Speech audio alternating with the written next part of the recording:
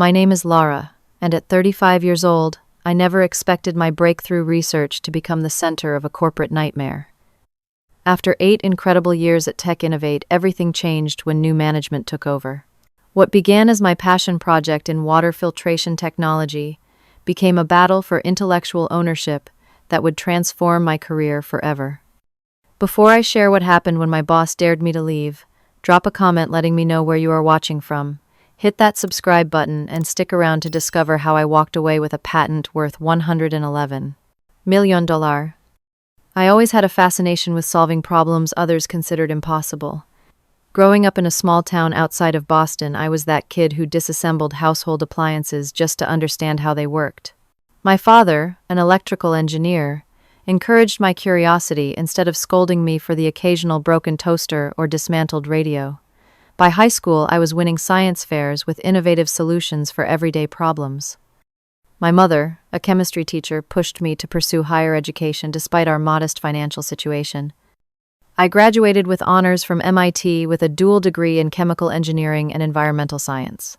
My thesis on sustainable water purification methods caught the attention of several corporations, but Tech Innovate stood out with their commitment to innovation and global impact. Their CEO at the time, Patricia Reynolds, personally recruited me during a campus job fair. "Your approach to environmental engineering shows exactly the kind of thinking we value," Patricia told me during my interview 8 years ago. "We don't just want to make profitable products. We want to create technologies that genuinely improve lives." Those words resonated with me. I joined Tech Innovate immediately after graduation, turning down higher-paying offers from competitors. The company culture under Patricia was everything I had hoped for. She fostered an environment where creative thinking was celebrated, where failures were viewed as stepping stones rather than setbacks. Weekly innovation sessions allowed team members to present ideas without fear of judgment or ridicule. 3 years into my time at Tech Innovate, I began developing a revolutionary water filtration system that could remove microplastics, heavy metals, and biological contaminants using significantly less energy than existing technologies. The potential applications were enormous, from disaster relief to developing nations struggling with clean water access. Patricia recognized the potential immediately. "This could change millions of lives," she said during my project pitch. "What resources do you need to make this happen?" With her backing, I assembled a small but talented research team. Rebecca Thompson, a brilliant materials scientist, became my right hand. Sandra Kim, a microbiologist with extensive field experience in water contamination, brought practical expertise. Craig Johnson, a mechanical engineer with a talent for miniaturization, rounded out our core team. For the next 3 years, we worked tirelessly on the filtration technology.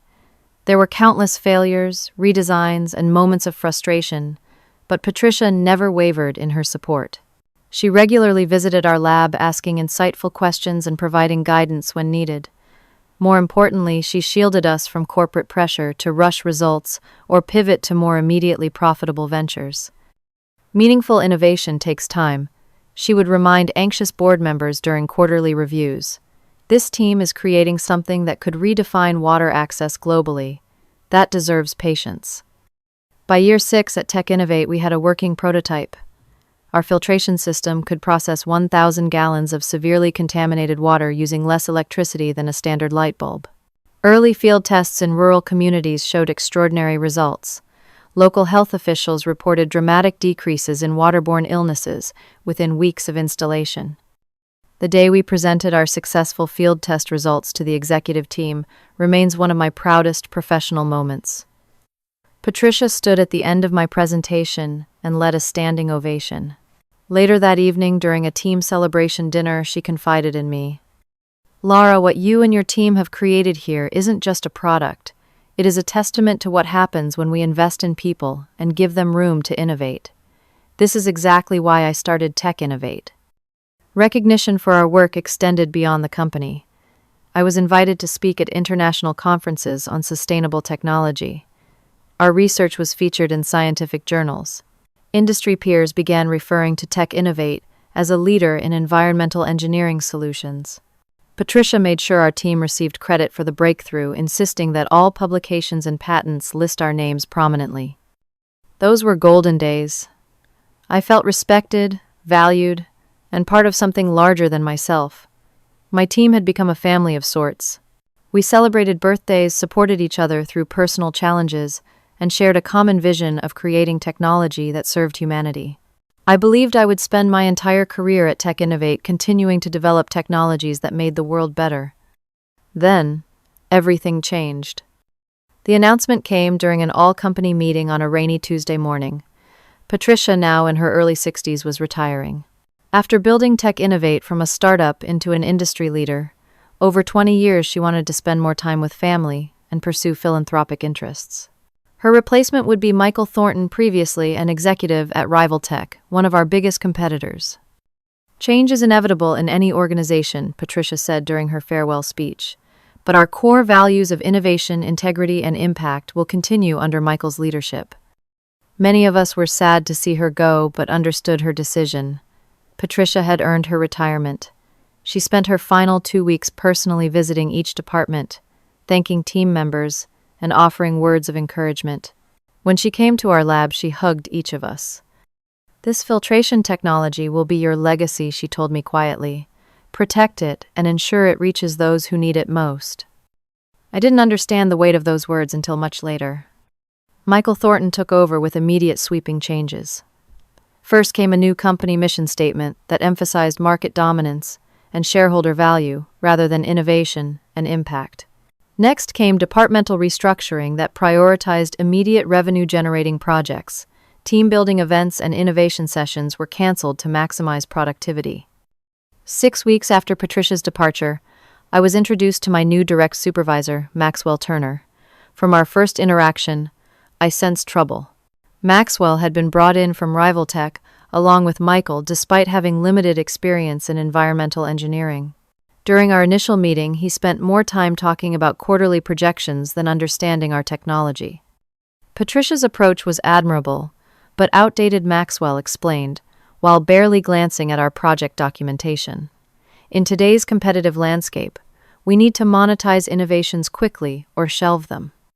Within a month, Maxwell began making unilateral changes to our research direction. He demanded we simplify the filtration system to reduce manufacturing costs, even though those simplifications would significantly decrease effectiveness in removing certain contaminants. The market in developed countries doesn't care about pesticide removal, he insisted, when I presented data showing the importance of that feature. We need to focus on selling points that consumers will pay premium prices for. My research reports began returning with dismissive comments and requests for more commercially viable applications. Projects I had initiated were abruptly canceled without explanation. Team members were reassigned to other departments without consulting me. Rebecca was the first to warn me about what was happening behind the scenes. She had overheard a conversation between Maxwell and another executive in the break room. They were discussing how to extract the valuable IP from our department while trimming unnecessary personnel costs, she told me over lunch. "Lara, I think they are planning to claim credit for your filtration technology and then dismantle our team." I dismissed her concerns initially. Surely a company like Tech Innovate wouldn't engage in such unethical behavior. The filtration system had been my brainchild, developed under Patricia's protection. Everyone in the company knew that. But more warning signs emerged. Access to certain research servers was suddenly restricted. Maxwell began insisting on being included in all communications about the filtration technology. When industry publications contacted me for interviews about our breakthrough, Maxwell intercepted the requests and handled them himself. Craig was transferred to the Consumer Products Division with no explanation. Sandra was placed on a performance improvement plan for documentation issues that had never been mentioned before. The collaborative atmosphere that had defined our team was rapidly deteriorating. One evening, working late, I discovered a draft patent application on a shared drive. It detailed our filtration technology with remarkable accuracy, but listed Maxwell as the primary inventor. My name appeared only among additional contributors. I felt physically ill reading the document. That night I couldn't sleep. Everything Rebecca had warned about seemed to be coming true. The company I had loved, the place I had planned to build my career, was systematically erasing my contribution to a technology I had spent years developing. The next morning, I reached out to my college friend Diana Martinez, now a successful intellectual property attorney. I needed to understand my rights and options before confronting Maxwell. "Forward me your employment contract and any documentation about the filtration project," Diana responded. "Don't confront anyone yet. Knowledge is power in these situations." As I waited for Diana's assessment, the atmosphere in the lab grew increasingly tense.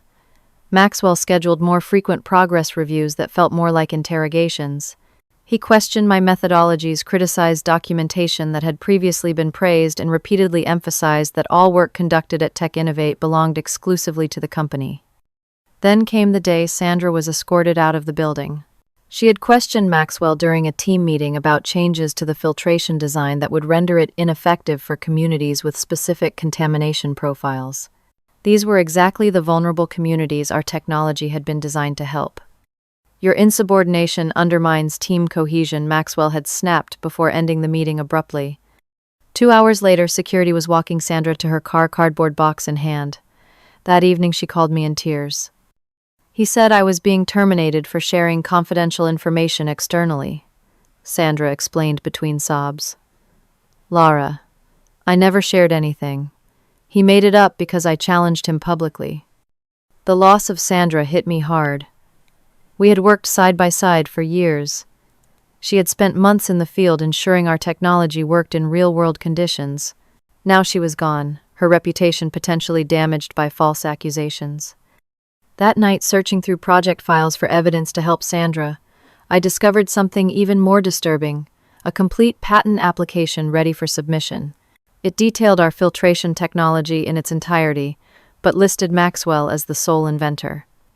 All traces of my contribution and those of my team had been erased. The betrayal cut deep. Years of dedication, thousands of hours of research and development, countless sacrifices, all being claimed by someone who had spent less than 3 months on the project. It wasn't just theft of credit. It was theft of purpose, of meaning, of the impact I had hoped to make in the world. The following weeks became an exercise in restraint and strategic documentation. Diana had reviewed my employment contract and found something interesting. The specific filtration project had begun as a company-sponsored innovation initiative, where I had technically participated as a consultant, rather than under my standard employment terms. This distinction, buried in paperwork I had signed years earlier, potentially gave me stronger ownership claims than typical employment situations. Document everything Diana advised. Every email, every meeting, every contribution you made to the technology, and start backing up your research notes off-site immediately. I began meticulously forwarding relevant emails to my personal account, photographing lab notebooks, and downloading research data to an external drive. All perfectly legal actions given my role on the project, but I still felt like I was engaging in espionage in the company I had once considered my second home. Maxwell continued his campaign to diminish my role and contribution. In a department-wide presentation about future directions, he referred to the filtration system as a promising concept that needed significant refinement from our experienced engineering team to become viable. The implication was clear: my work had been merely preliminary, with the real development coming under his guidance. I could feel my face burning as he spoke, but I maintained my composure, smiling tightly, while taking detailed notes of his misrepresentations. Rebecca, the only remaining original team member, squeezed my hand under the conference table in silent support. Later that week, Maxwell criticized my latest report in front of the entire research division. "These efficiency projections seem highly optimistic," he said dismissively. "I suggest we take a more conservative approach based on established methodologies rather than speculative techniques." The speculative techniques he referred to were innovative approaches I had developed and validated through 3 years of testing, approaches that had been praised in peer-reviewed journals and at international conferences, approaches that made our filtration system unique and effective. "Those techniques have been extensively validated," I responded calmly, pulling up test results on the conference room screen. "Here are the comparative analyses showing a 78% improvement over conventional methods." Maxwell's face hardened. "We don't have time for this now. See me in my office after the meeting." In his office, with the door firmly closed, Maxwell dropped all pretense of professional courtesy. Your constant undermining of my authority is becoming a serious problem, Lara. This project has moved beyond your initial concept phase. It requires experienced leadership to bring it to market. With all due respect, I replied, maintaining eye contact, this isn't about authority, it's about accuracy. The techniques you dismissed publicly are central to the technology's effectiveness. They're also thoroughly documented in research that predates your arrival at Tech Innovate. Your attachment to this project has become unhealthy, he said, leaning back in his chair. Perhaps it's time to consider whether your talents might be better utilized elsewhere in the organization. That evening, I discovered my access to certain research servers had been revoked. When I emailed IT support, I received an automated response that access changes required director-level approval. Maxwell had effectively cut me off from my own research data. The next morning, Rebecca texted me from the parking lot. Don't react when you see your desk. Meeting for coffee at noon. Walking into the lab, I found my workstation had been relocated from the main research area to a small windowless office in the back. Most of my reference materials and equipment had been moved as well, separating me from the daily operations of the project I had created. At our coffee meeting, Rebecca confirmed my suspicions. They're systematically isolating you, she whispered, glancing around the cafe nervously. Maxwell told the team yesterday that you're taking on an advisory role while he leads the filtration project forward. He implied it was your choice. That's completely false, I said, struggling to keep my voice down. I know, Rebecca replied, sliding a USB drive across the table. That's why I brought you this. It contains the original research data you're now locked out of. I also included the draft patent application, with your name removed, and some emails I thought you should see. That night, reviewing the files Rebecca had provided, I discovered internal communications discussing the transition of intellectual property ownership and managing potential challenges from original research staff. One email from Michael to Maxwell specifically mentioned ensuring company ownership is clearly established before proceeding with patent filing. They weren't just stealing credit, they were deliberately building a paper trail to justify that theft. The most damning evidence was a presentation slide from a confidential executive meeting, projected revenue from filtration technology, $111 over 5 years. My innovation, the result of thousands of hours of work, represented a 9-figure opportunity. No wonder they wanted me out of the picture. I forwarded everything to Diana, who responded within hours. This strengthens your position considerably. The fact that they're attempting to exclude you from the patent application, despite clear evidence of your foundational role, constitutes potential fraud. We need to move quickly. The next day brought matters to a head. Maxwell called a project review meeting, where he presented a refined direction for the filtration technology. His presentation included a significant redesign that prioritized cosmetic appeal and manufacturing simplicity over functional effectiveness. The changes would make the system more suitable for affluent households in developed countries, but would render it practically useless for the communities I had designed it to serve. These changes undermine the core purpose of this technology, I stated when he finished presenting. The modified design would be ineffective in areas with heavy metal contamination or biological pathogens, which are precisely the regions most in need of affordable water filtration. Maxwell's face flushed. The purpose of this technology is to generate revenue for Tech Innovate. Your humanitarian concerns, while admirable, are secondary to commercial viability. But these modifications will make the system fail in exactly the conditions it was designed to address, I persisted, pulling up comparison data. Look at the effectiveness ratings under challenging conditions. The original design maintains 96% efficiency. Your modified version drops to under 40% in the same scenarios. That's enough, Maxwell slammed his hand on the conference table. This meeting is about informing the team of decisions already made, not debating those decisions. Decisions that fundamentally compromise the technology's effectiveness cannot go unchallenged, I responded, my voice steady despite my racing heart. As the original developer of this system, I have an obligation to point out when changes will result in failure. Maxwell stood, his face contorted with anger. Your role as original developer seems to have given you delusions of grandeur, Lara. Let me make this perfectly clear, this is a Tech Innovate project. The company owns every aspect of it, and the company through me determines its direction. I remained seated, looking him directly in the eye. Ownership doesn't change scientific reality. These modifications will fail in field conditions. You can get the hell out if you're not happy here. Maxwell snarled loud enough that people in adjacent conference rooms turned to look. I'm tired of your self-righteous obstruction. Either get on board with the program or find another place to work. The room fell silent. All eyes moved between Maxwell and me, waiting for my response. With a calm I didn't entirely feel, I closed my laptop, stood up, and nodded once. I'll take that under advisement, I said, quietly before walking out of the room. Back at my relocated desk, hands shaking slightly, I called Diana. It just got very ugly, I told her, keeping my voice low. Maxwell basically dared me to quit in front of the entire team. This might actually work in our favor, Diana replied after I described the confrontation. His behavior constitutes a hostile work environment, and his challenge could potentially be construed as constructive dismissal. Did anyone else witness this? The entire research team, about 12 people. Perfect. Now listen carefully, Laura. Based on everything you've shared and my analysis of your contract, I believe we have a strong case for your ownership rights to this technology.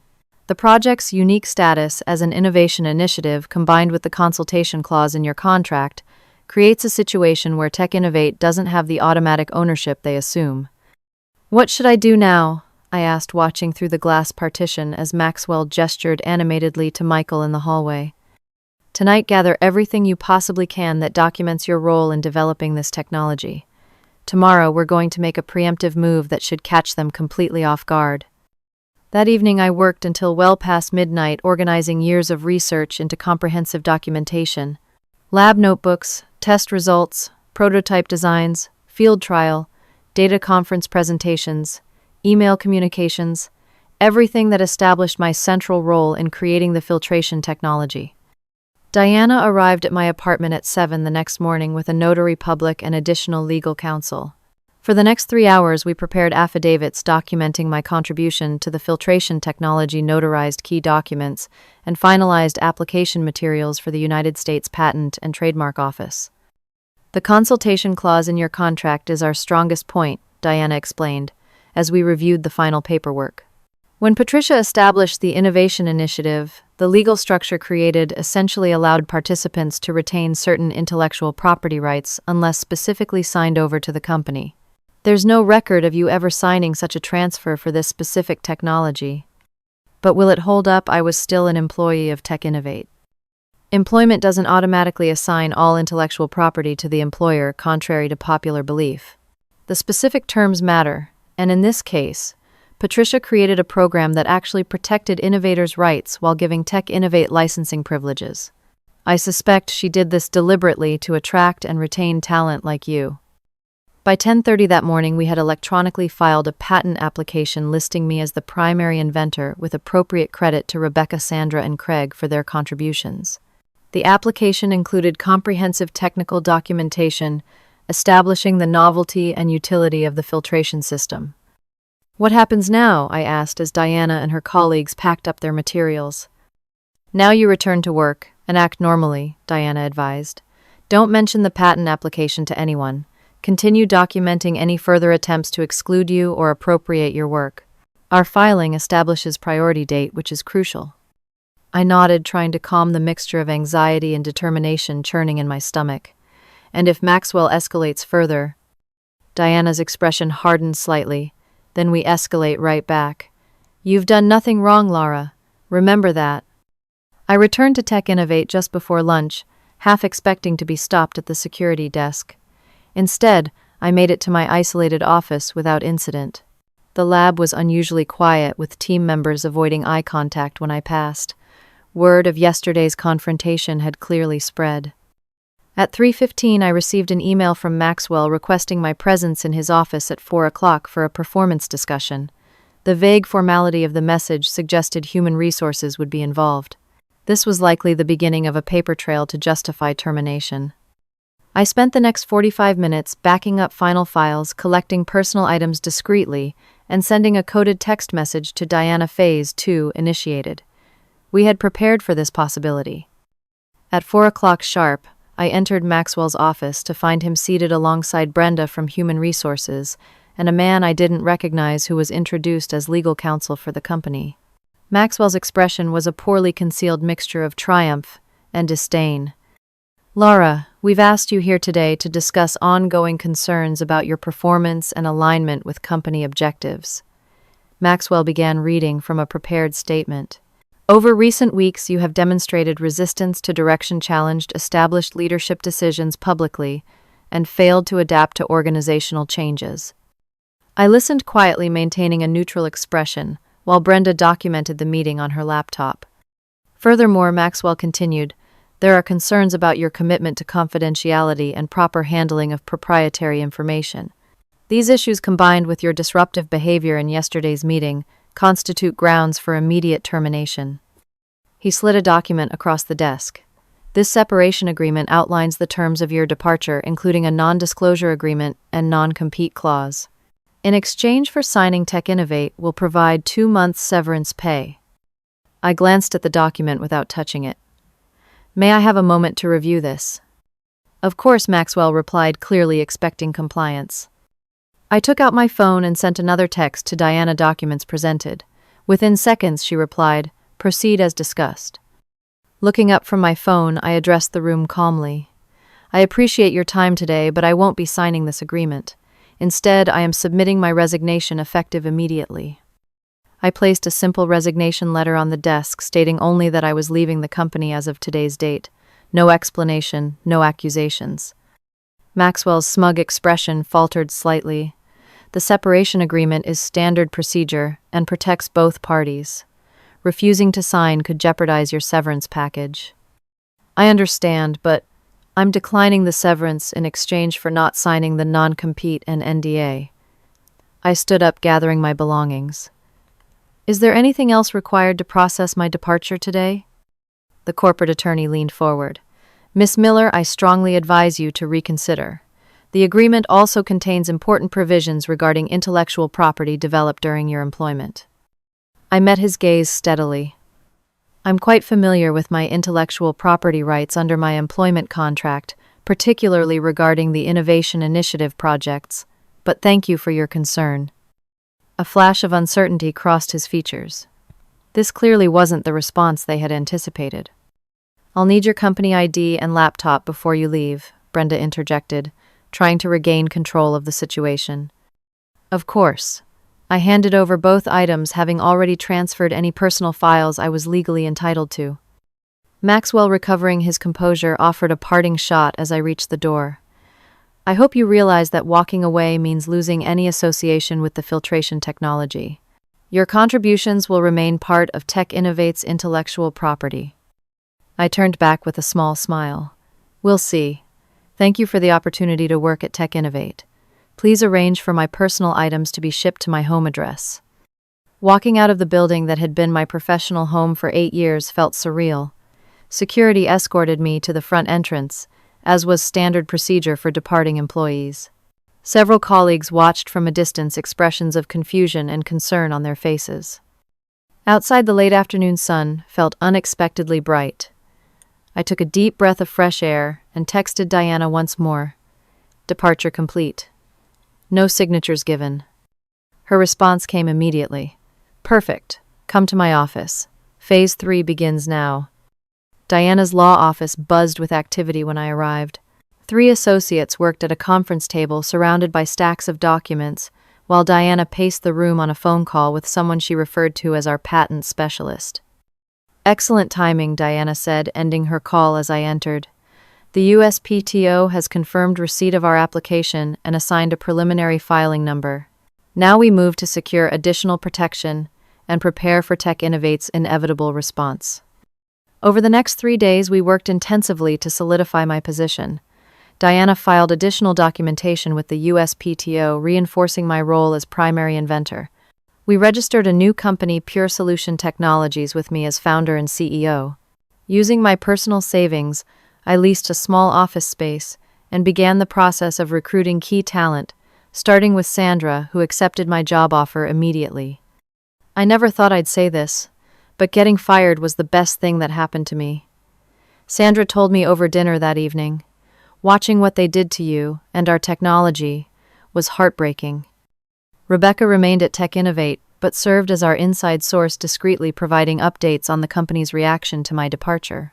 According to her, Maxwell initially portrayed my exit as a standard termination for performance issues. By the second day, however, the narrative shifted as executives began asking pointed questions about the filtration technology's development history and ownership. On the morning of the fourth day after my resignation, the storm broke. My phone rang at 6:30 a.m. with Michael Thornton's name on the screen. I let it go to voicemail, following Diana's advice not to engage directly without preparation. Within minutes, 3 more calls came in succession, followed by a text message. "Laura, this is Michael. We need to speak immediately regarding your patent application. This constitutes theft of company property and will have serious legal consequences. Call me back within the hour." I forwarded the message to Diana, who responded, "Perfect. They've discovered our filing. Stick to the plan. No direct communication." By 8 o'clock, my phone had logged 15 missed calls from various Tech Innovate executives and their legal department. Email notifications poured in with subject lines ranging from urgent IP matter to legal action pending. I forwarded each contact attempt to Diana without responding. At 9:30, Diana called.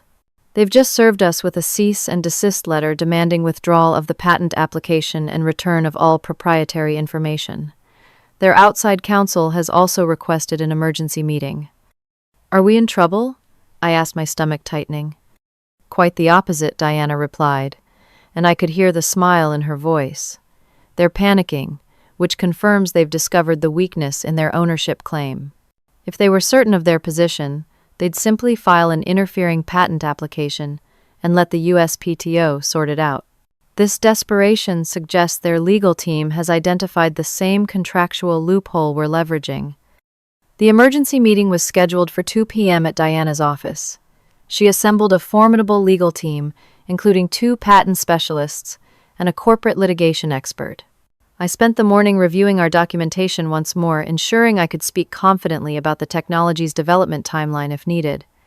When the Tech Innovate contingent arrived, their expressions ranged from barely contained fury Maxwell to professional concern their lead attorney, to evident discomfort Michael.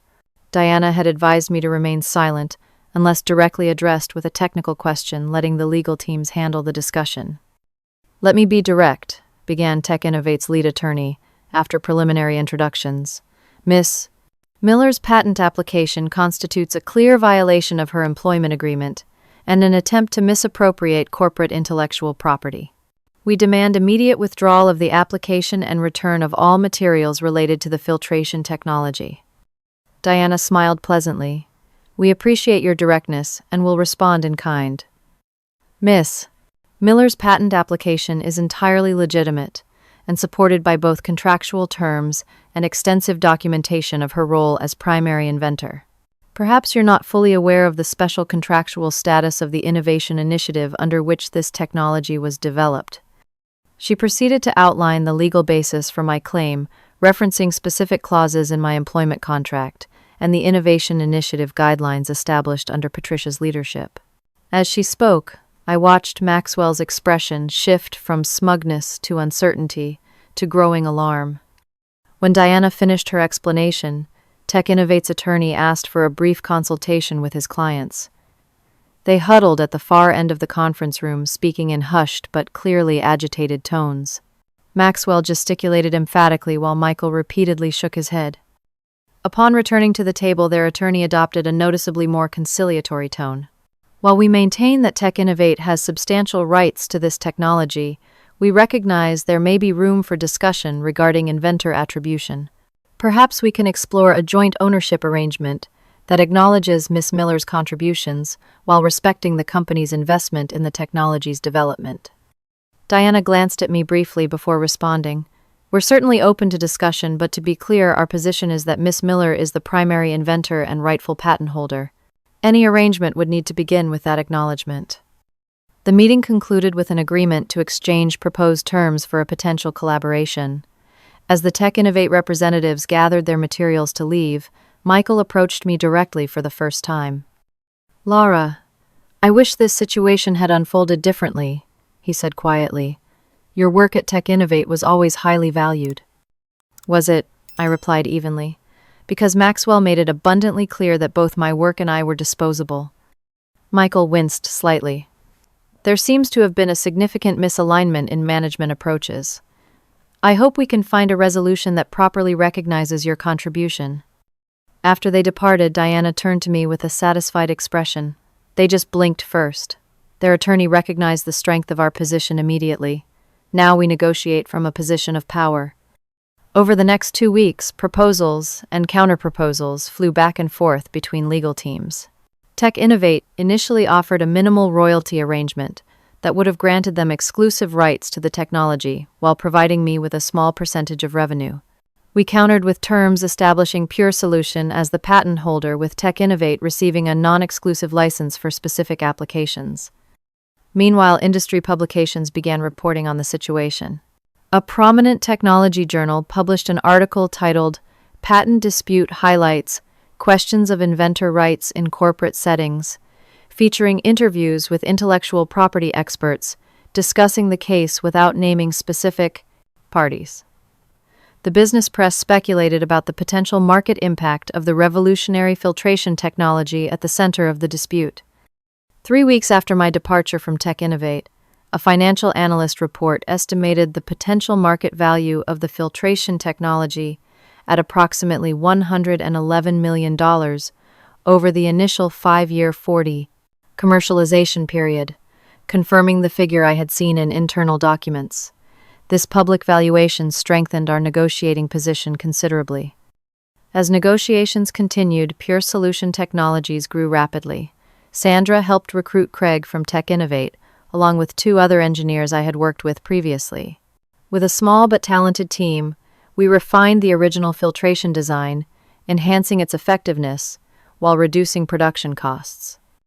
Rebecca finally resigned from Tech Innovate after Maxwell was observed removing documentation from the lab that established the technology's development timeline. Her departure triggered several other resignations from team members who had witnessed the confrontation between Maxwell and me. The turning point came unexpectedly from within Tech Innovate itself. Patricia Reynolds, hearing about the dispute through industry contacts, requested a meeting with Michael. Though retired, her influence as founder and former CEO remained substantial. According to sources who later spoke to business publications, Patricia presented Michael with extensive records from her tenure, documenting the innovation initiative's structure and intent. 2 days later, Tech Innovate proposed a dramatically revised agreement. They acknowledged me as the primary inventor and rightful patent holder, with Tech Innovate receiving licensing rights for commercial applications in exchange for a substantial upfront payment and ongoing royalties. Most significantly, the agreement included a provision for collaborative development, focusing on applications for underserved communities, reflecting the original humanitarian intent of the technology. Diana reviewed the proposed terms with cautious optimism.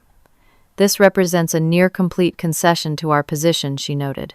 "The financial terms are generous, the acknowledgement of your inventor status is unambiguous, and the collaborative development provision preserves the technology's original purpose."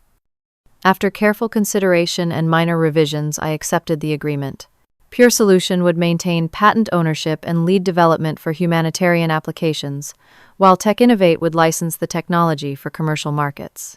The financial terms would provide Pure Solution with immediate capital for expansion and ongoing revenue for future research. The day after signing the agreement, I received an unexpected email from Michael. In light of recent events and internal investigation, Maxwell Turner is no longer employed by Tech Innovate.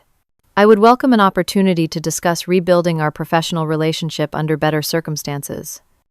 News of our agreement broke across industry publications within days. "Startup secures rights to revolutionary filtration technology in unprecedented settlement," read one headline. "Engineer turned CEO retains ownership of potential $111M innovation," proclaimed another. The attention brought investment offers pouring in. Venture capital firms, impact investors, and even philanthropic organizations expressed interest in supporting Pure Solutions' growth. Within 2 months, we secured funding that allowed us to establish a proper research facility and expand our team significantly. Sandra became our research director while Craig headed engineering. Rebecca joined as operations director, bringing valuable organizational experience from Tech Innovate. We actively recruited talented scientists and engineers who shared our vision of technology, serving humanitarian needs alongside commercial applications. The settlement payment from Tech Innovate provided immediate operating capital, while the ongoing royalties from their commercial applications created a sustainable revenue stream. This financial stability allowed us to pursue the humanitarian applications that had motivated the original research without constant pressure for immediate profitability. 6 months after my departure from Tech Innovate, I received an invitation to speak at an industry conference on innovation and intellectual property rights. The panel also included Michael Thornton, creating an awkward but potentially valuable opportunity for public reconciliation. Diana advised accepting. This is a chance to demonstrate professional maturity and focus attention on the technology's impact rather than the dispute. The conference hall was packed when I took my seat on the panel. Michael arrived moments later, nodding politely as he took the chair 2 seats away from mine. The moderator, sensing the audience's awareness of our history, addressed the elephant in the room directly. Before we discuss broader industry trends, I think many here would appreciate hearing about how Tech Innovate and Pure Solution moved from patent dispute to collaborative partnership. Michael spoke first, surprising me with his candor. What happened with Lara and the filtration technology represents a significant failure of leadership on my part, he acknowledged publicly. I allowed management practices that were contrary to Tech Innovate's founding values and failed to properly investigate the innovation initiative's structure before supporting actions that undermined inventor rights. When my turn came, I chose my words carefully. Innovation thrives when creators are respected and properly credited. The agreement we ultimately reached preserves both the commercial potential of this technology and its humanitarian applications. I believe that represents a win for everyone involved, especially the communities who will benefit from improved water access. After the panel, Michael approached me privately. I owe you a more personal apology, he said, looking genuinely contrite. I accepted Maxwell's characterization of the situation without proper investigation. By the time I understood what was happening, significant damage had been done. Maxwell created a toxic environment, I acknowledged, but as CEO, you enabled it. Michael nodded. A painful but accurate assessment. Patricia made that abundantly clear when she presented me with documentation of the innovation initiative's purpose. She had anticipated potential ownership disputes and deliberately structured the program to protect inventor rights. I failed to honor that vision. What happened with Maxwell after he left? I asked, curiosity getting the better of me. He's facing legal challenges of his own, Michael replied grimly.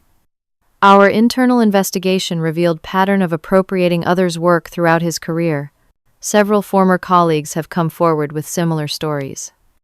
The conference marked a turning point in relations between Pure Solution and Tech Innovate. The public acknowledgement of past mistakes allowed us to move forward with the collaborative aspects of our agreement more productively.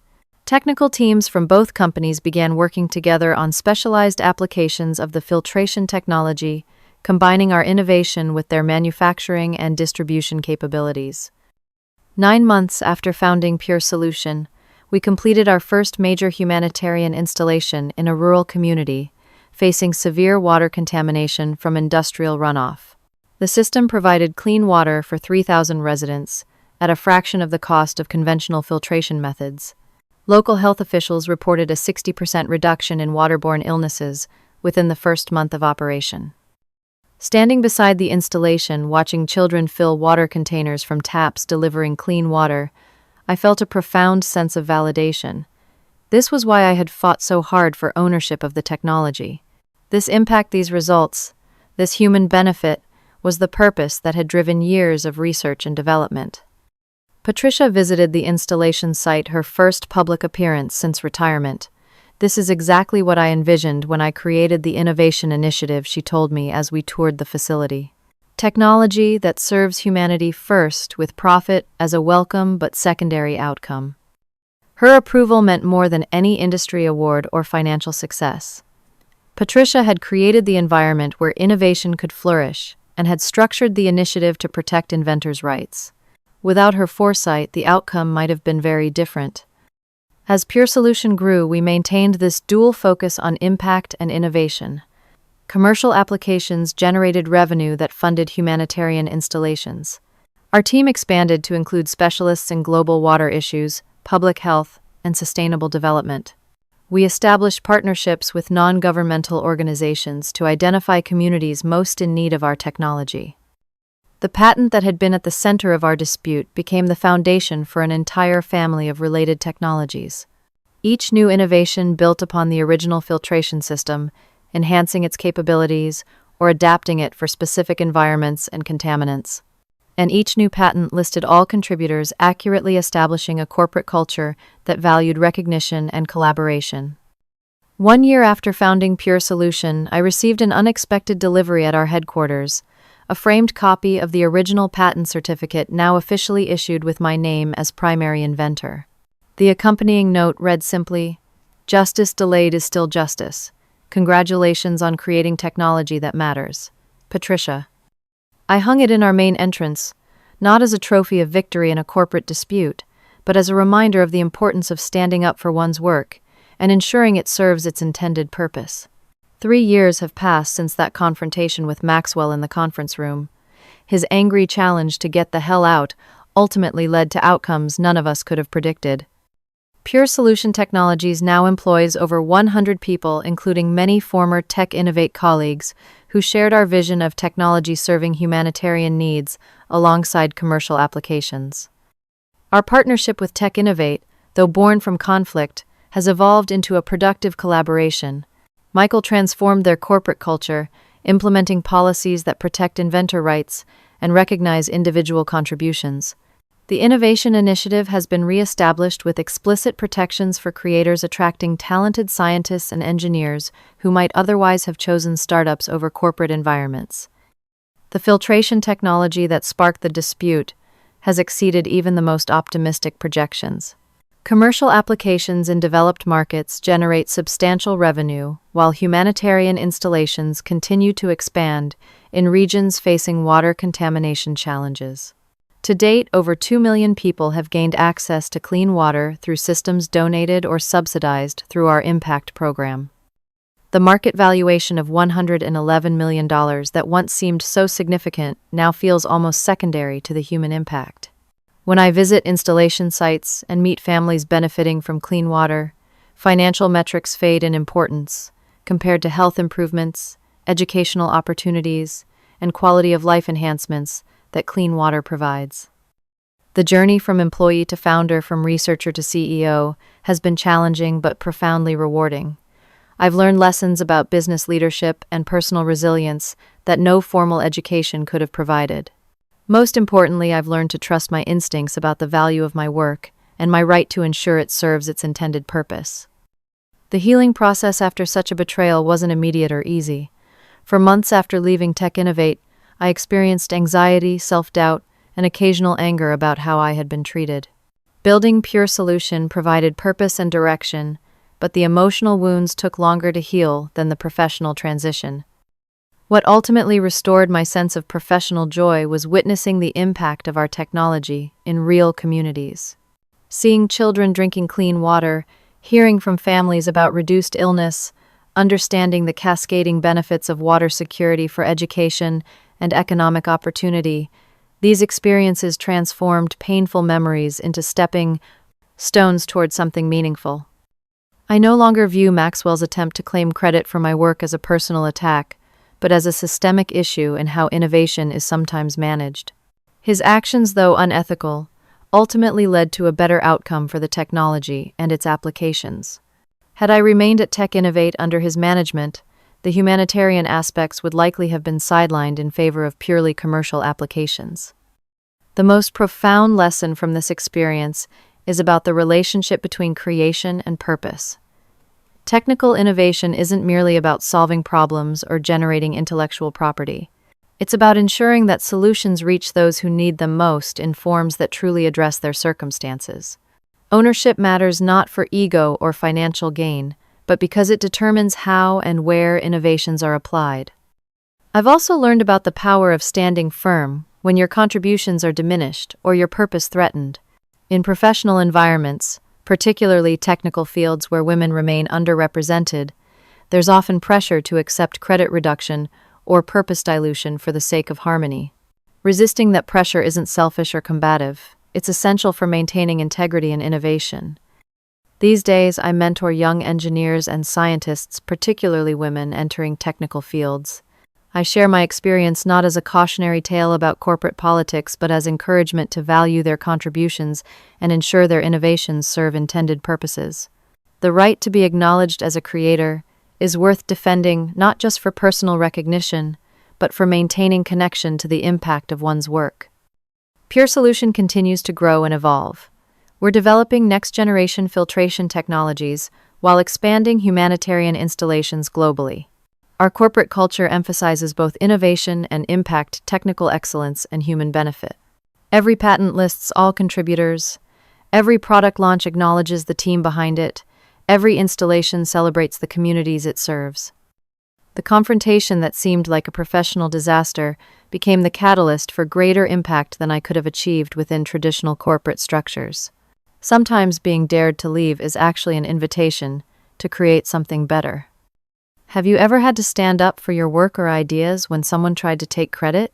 What helped you stay strong in that situation? Share your experience in the comments below. If this story resonated with you, please hit the subscribe button and give this video a thumbs up. Your support helps me continue sharing real stories that might help others facing similar challenges. Thank you for listening to my journey, and remember that sometimes the most difficult moments in our professional lives can lead to our greatest impact.